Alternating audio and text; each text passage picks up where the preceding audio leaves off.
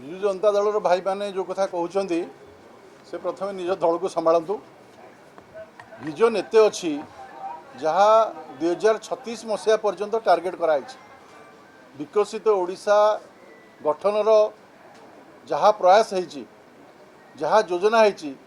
माननीय मुख्यमंत्री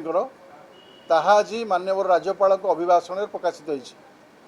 उभय सरकारी दल और विरोधी दल स्वागत कर गृह भितर समस्ते स्वागत कर होहला करना कागज चिरिकी फिंगी ना समस्ते धैर्यर सह शुणी स्वागत कर तेणु राजनीतिक उद्देश्य कारण से कहींपारे किंतु मु कहबी जे माननीय राज्यपाल अभिभाषण आज उच्चकोटीर थिला विकसित ओडिशा गठनर जो लक्ष्य अच्छी ताकू प्रकाश करुला एवं सबु क्षेत्र को छुईला महिला क्षेत्र को छुईला गरीब लोक क्षेत्र को छुईला चाषी को छुईला युवक को छुईला महिला को छुईला एवं विभिन्न क्षेत्र शिक्षा क्षेत्र आपणकर निजुक्ति क्षेत्र कहतु आम 32,000 पाखापाखि एवं सुधा निजुक्ति देलुणी आम कहीलु जे सरकार आसिले निजुक्ति प्रक्रिया आरंभ होब एवं सबु क्षेत्र निजुक्ति बर्तमान आरंभ हो साराणी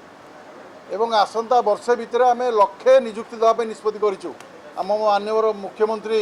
मोहन चरण माझी जो दृढ़तार सहित कम कर घोषणा कर